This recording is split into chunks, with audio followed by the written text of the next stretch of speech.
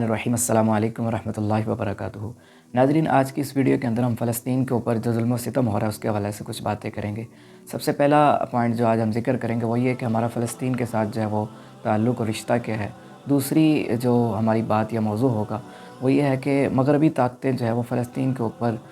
کیوں حملہ ور ہوئی۔ اور تیسرا جو ہمارا موضوع یہ ہے کہ اس موقع کے اوپر جو ہے ہم اپنا کیا رول جو ہے وہ پلے کر سکتے ہیں۔ سب سے پہلی بات یا پہلا پوائنٹ اگر ہم ذکر کریں تو فلسطین کے ساتھ ہمارا جو تعلق جو رشتہ ہے، سب سے پہلا اور بڑا تعلق اور رشتہ تو یہ ہے کہ کلمہ طیبہ کا لا الہ الا اللہ محمد الرسول اللہ صلی اللہ علیہ وسلم، کہ وہاں کے باشندے، وہاں کے لوگ بھی مسلمان ہیں اور ہم بھی مسلمان ہیں، اور دنیا کے اندر جس کونے کے اوپر، جس خطے کے اوپر بھی مسلمان ہے اس کا آپس کے اندر ایک روحانی تعلق ہے۔ اور دوسرا جو سب سے بڑا ہمارا رشتہ یا تعلق ہے فلسطین کے ساتھ وہ یہ کہ وہاں پہ مسجد اقصی ہے جو کہ ہمارا مسلمانوں کا قبلہ اول رہا ہے۔ تقریباً 16 یا 17 مہینے مسلمان جو ہم قبلہ اول یعنی مسجد اقصی کی طرف رک کر کے نماز جو ہے وہ ادا کرتے رہیں، پڑھتے رہیں۔ اس کے بعد آپ صلی اللہ علیہ وسلم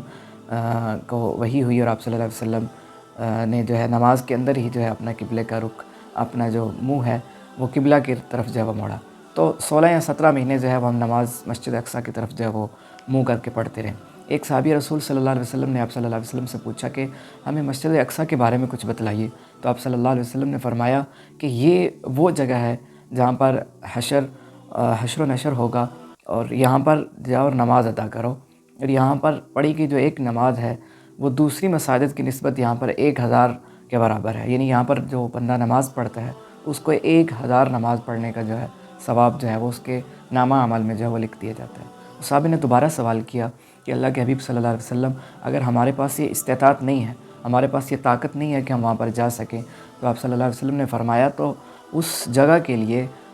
روشنی کے لیے وہاں پہ تیل ہی بھجوا دو۔ تو بہت سارے انبیاء علیہ السلام کی یہ جگہ مسکن رہی ہے، بہت سے انبیاء علیہ السلام کی عبادت گاہ کی جگہ جو ہے وہ یہی رہی ہے۔ ایون کہ آپ صلی اللہ علیہ وسلم جب معراج پر گئے تو قرآن پاک کے اندر اللہ تعالیٰ فرماتے ہیں سبحان الذی اسریٰ بعبدہ لیلا من المسجد الحرام ومسجد الاقصی الذی بارکنا حولہ۔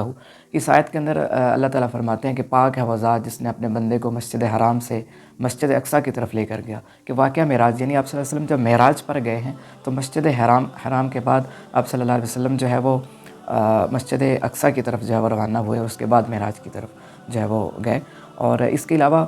آپ صلی اللہ علیہ وسلم نے جو انبیاء کو نماز پڑھائی ہے، امامت کی ہے، وہ بھی اسی جگہ پر کی ہے۔ اور ایک بہت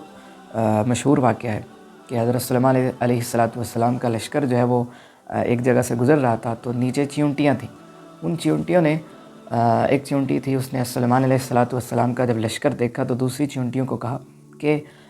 سلیمان علیہ السلام کا لشکر آ رہا ہے کہ اپنے بلوں میں گھس جاؤ، نہیں تو ان کا لشکر جو ہے وہ آپ کے اوپر سے گزر جائے گا تو آپ تباہ اور برباد ہو جائیں گی۔ یہ واقعہ سورۃ النمل قرآن پاک کے اندر جو ارشاد ہے، یہ بھی اسی جگہ کے اوپر جو ہے وہ واقعہ رونما ہوا۔ بہت سارے اور بھی واقعات ہیں، جیسے کہ حضرت عیسیٰ علیہ السلام کی پیدائش ہے، اور حضرت ابراہیم علیہ السلام کی ہجرت ہے، یا اسی طرح حضرت لوط علیہ السلام کے اوپر جو ان کی قوم کے اوپر جو عذاب آیا اور ان کو بھی کہا گیا کہ وہ اس کی طرف جو ہے وہ ہجرت کریں۔ بہت سارے انبیاء علیہ السلام نے یہاں پر ہجرت کی، یہاں پر ان کی عبادت گاہ رہی، اور ایون کہ یہاں پر بہت سے صحابہ اکرام رضوان اللہ علیہم اجمعین کی شہادتیں بھی ہیں، اور وہاں پر وہ تدفین بھی ہے، یعنی ان کی قبور جو ہیں وہ بھی یہاں پر کیا موجود۔ یہ مختصر سا خلاصہ تھا کہ ہمارا جو ہے ان کے ساتھ تعلق یا رشتہ جو ہے وہ کیا۔ دوسرا پوائنٹ جو ہمارا آج کا ہے وہ یہ کہ مغرب اور یہود و نصارہ، اسرائیل ہے یا امریکہ ہے، وہ کیوں اس کے اوپر جو ہے وہ حملہ آور ہے۔ تو اس کی ایک تو سب سے بڑی وجہ جو ہے وہ یہ ہے کہ ان کا ایک کانسیپٹ ہے، ان کے ہاں ان کا ایک جو ارادے یا ان کے نظریات ہیں، جو گریٹر اسرائیل کا ان کا ایک کانسیپٹ ہے، ان کا نظریہ اور ان کی کوششیں ہیں، جس کے لیے وہ جد و جہد کر رہے ہیں کہ نعوذ باللہ ان کا ارادہ یہ ہے کہ وہ پہلے فلسطین کے اوپر حملہ کریں گے، اور یہاں پر وہ اپنی جو ہے وہ رہائش گاہ بنائیں گے، اس کے بعد جو ہے اپنی حکومت یہاں پر قائم کریں گے، اس کے بعد جو ہے وہ مکہ مکرمہ نعوذ باللہ اور پھر مدینہ شریف اور پوری دنیا کے اوپر حکومت کریں گے۔ یعنی گریٹ اسرائیل کا جو ان کا ارادہ ہے کہ پوری دنیا کے اوپر حکمرانی کا، تو اس کے تحت جو ہے وہ فلسطین کے اوپر جو ہے وہ حملہ آور ہیں، معصوم بچوں کے اوپر ظلم اور ستم جو ہے وہ کر رہے ہیں، اور کوشش کر رہے ہیں کہ وہ اس کے اندر جو ہے وہ کامیاب ہوں۔ بحیثیت مسلمان ہمیں کیا کرنا ہے؟ آپ مختلف جو سوشل میڈیا ہے یا پرنٹ میڈیا الیکٹرانک میڈیا اس کے اوپر اسرائیل کا یا امریکہ کا جو اس کے اوپر ظلم و ستم ہے وہ آپ دیکھ ہی رہے ہیں کہ جو انہوں نے ہسپتال کے اوپر بھی حملہ کیا، بچوں کے اوپر بھی کیا، بڑوں کے اوپر بھی کیا، تو ایک بہت ہی گھٹیا اور نیچ حرکت ہے۔ اس وقت بحیثیت مسلمان 57 ممالک ہیں مسلمانوں کے، اور ان میں پاکستان کا بھی شمار ہے۔ ہم بینگ پاکستانی بات کریں یا بینگ مسلم بات کریں کہ ہم اپنا کیا رول پلے کر سکتے ہیں، کچھ ایسی باتیں آخر میں کروں گا کہ جن کے اوپر ہمیں کوشش کرنی چاہیے کہ ہم عمل کریں اور کوشش کر کے اپنا جو ہے وہ کنٹریبیوشن جو ہے وہ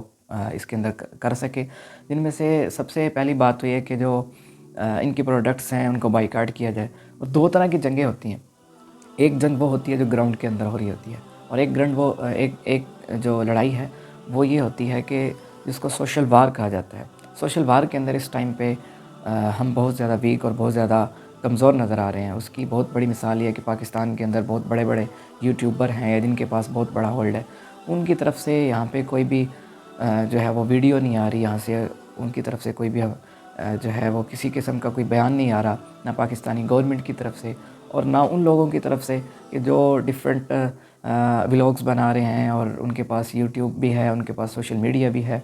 اور ان کا پورا کا پورا اس کے اوپر ہولڈ ہے۔ اور یہ ایک جنگ صرف گراؤنڈ کی جنگ نہیں ہوتی، جنگ سوشل میڈیا کی جنگ بھی ہوتی ہے، جس کے اوپر بھی جو ہے ہم بہت زیادہ پیچھے ہیں۔ تو ایک تو سوال یہ ہے یہاں پہ کہ ہمارے بڑے بڑے جو یوٹیوبر ہیں جن کو ہم نے فالو کیا ہوا ہے اور جن کو ہم نے سبسکرائب کیا ہوا ہے، ہم نے ان کے یوٹیوب کے جو چینل ہیں ان کو بہت زیادہ